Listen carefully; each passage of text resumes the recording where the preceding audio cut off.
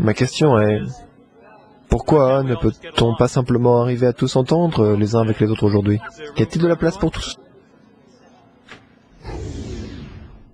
Eh oui, en effet, pourquoi ne peut-on pas arriver tous s'entendre? Cela a l'air tellement simple, après tout. J'aime tout le monde. Pourquoi tout le monde ne peut pas être comme moi? Le problème, c'est que rien de tout cela n'est réellement vrai. C'est le même l'opposé. C'est votre intention qui fait tout rater. Ce que je veux dire, c'est que cet antagonisme ne peut pas être fixé de l'extérieur. Cela ne dépend pas des autres. Personne ne peut résoudre cela en dehors de vous-même. Et nous sommes tous dans le même bateau. Notre véritable nature est de l'égoïsme. Le désir de recevoir. Et tout ce que nous appelons la création est en fait cela. Et ce qui l'entoure, c'est la loi de la nature. Or, la loi de la nature est altruisme. Sa force essentielle est l'amour. Et chacun de ces détails maintient la loi générale de l'univers et fonctionne comme un vaste organisme.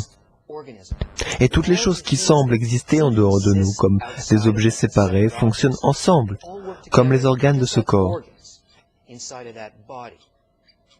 Ils reçoivent précisément ce qu'ils ont besoin pour survivre, et ils donnent tout ce qu'ils peuvent pour le bien de la généralité.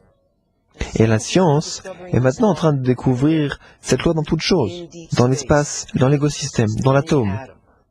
Toute la nature fonctionne de cette façon, à l'exception de la vie intérieure d'une personne. La loi de la nature humaine est précisément à l'opposé, recevoir le plus possible pour se satisfaire, et au final, aux dépens des autres.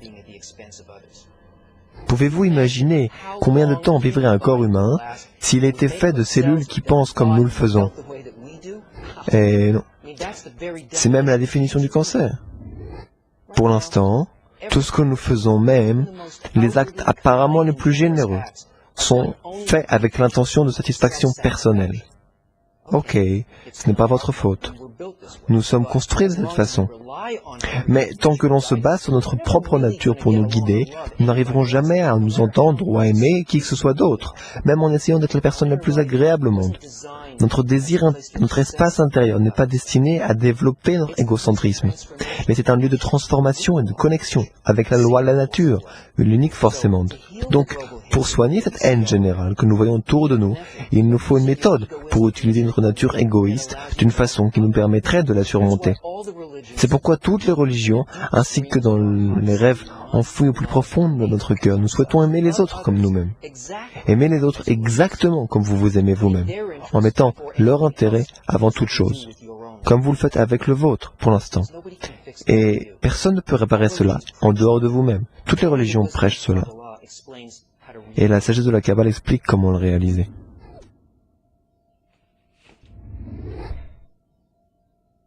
Pour plus d'informations, allez voir le lien au-dessus.